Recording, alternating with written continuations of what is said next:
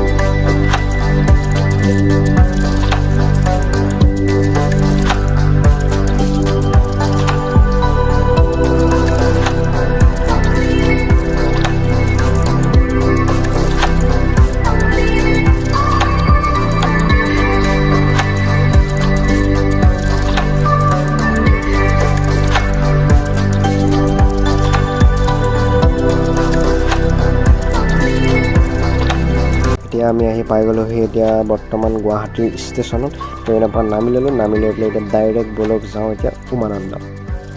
আৰু এয়া উমানন্দৰ যিটো আগৰ ৰাস্তা সেই ৰাস্তাটো চব পালোহি এতিয়া ব্ৰহ্মপুত্ৰৰ চাইডত যাব লাগিব আমি উমানন্দৰ কাৰণ ফেৰীত যাব লাগিব উমানন্দলৈ সেই ফেৰীলৈ আমি গৈ আছোঁ দেখিছে এইফালে ইয়াৰ পৰা এতিয়া নামিব লাগিব ভিউটো চাওক কি ধুনীয়া ভিউ এটা পোৱা যায় ইয়াৰ পৰা দেখাই দিছোঁ এবাৰ